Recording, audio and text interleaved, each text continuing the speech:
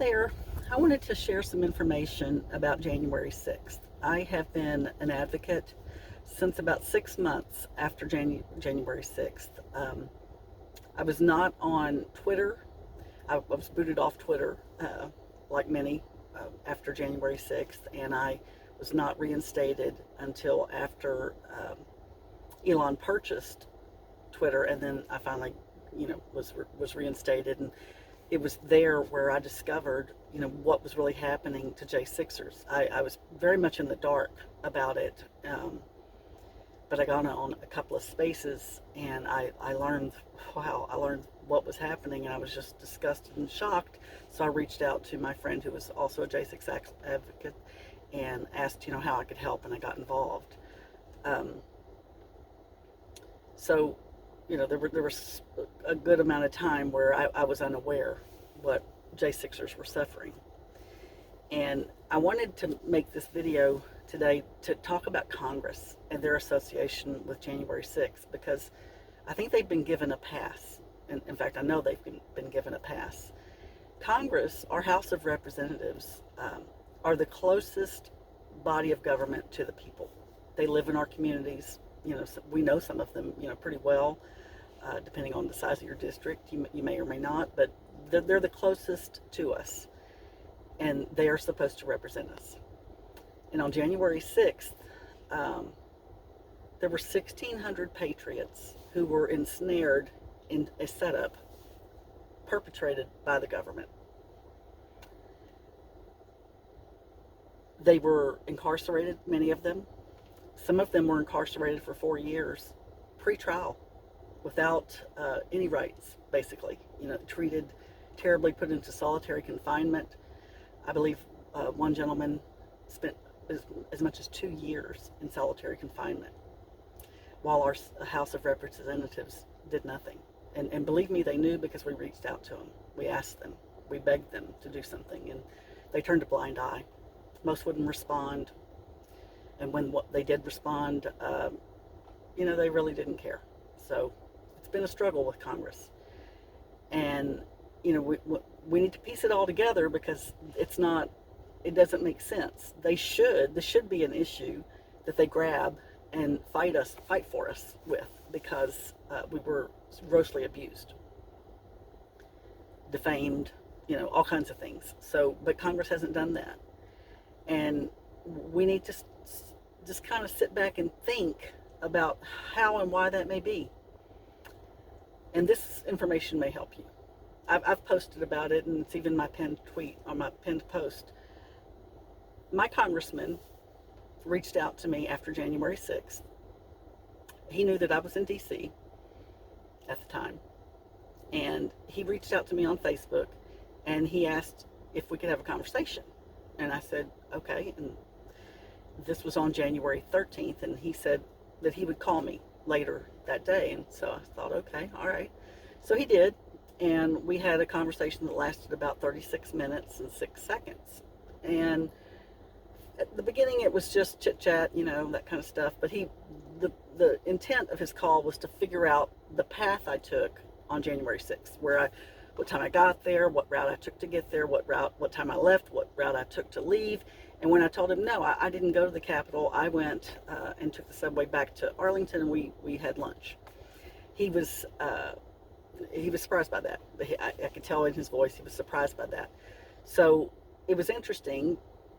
I thought it was a little weird that my congressman would be calling me, although I have spoken to him on the phone before, but it was always at my initiation. I was calling about a matter. I'm his constituent, and I was, wanted him to make a certain vote or whatever. And so I have spoken to him on the phone. But this was him initiating it. So I started doing the J6 work, and I met with Jim Jordan's legal team for about 2-3 hours, something like that, myself and another activist, and we shared I'm going to say truckload of information with Congressman Jordan's team, and they seemed genuinely shocked by the information, and we left that meeting feeling like something was really going to happen, because how could they look the other way with this information of a setup? How could they? Well, they did. They did pretty quickly. They went completely dark and wouldn't return phone calls or anything like that. So that's Jordan's office. And then I reached out to Higgins' office, Congressman Higgins. I was doing a report card for each member of Congress because they were doing nothing for January 6th. And I thought, well, what better way to get their attention than to start grading them? So I reached out to Congressman Higgins and told him what I was doing. And he was kind enough to invite me to his office. And we sat down for about two and a half hours. I can't remember exactly how long, but he allowed me to record the conversation.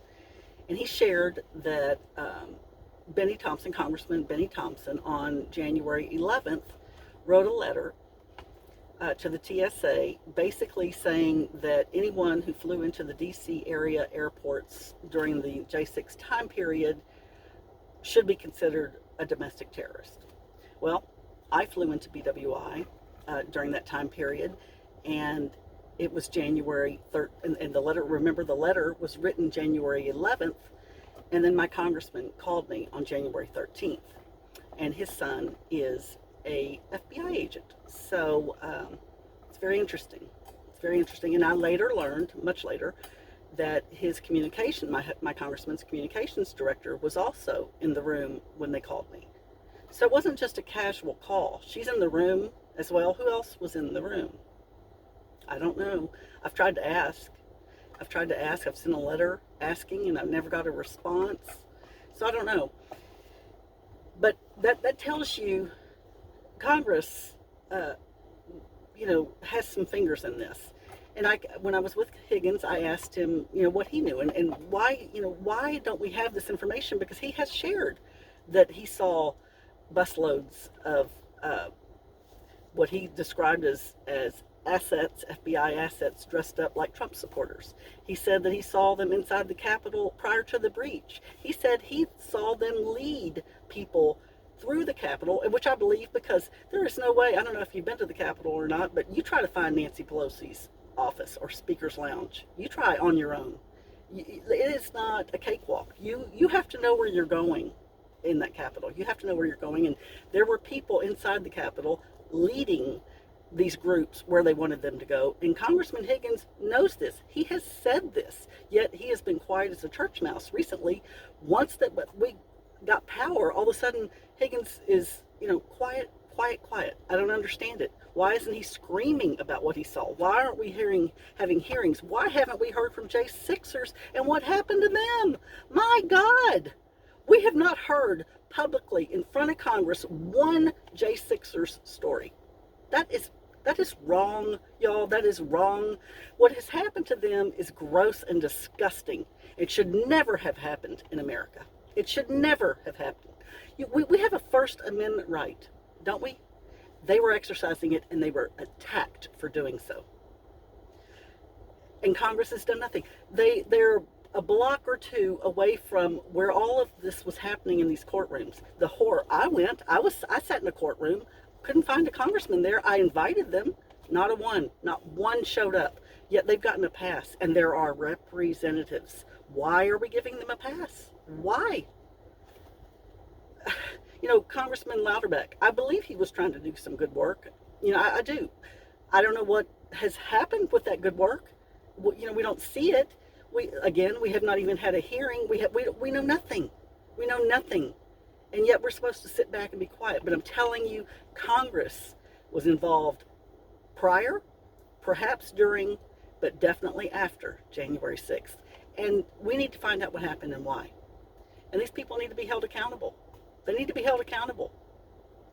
They're paid to represent us. Where is the representation?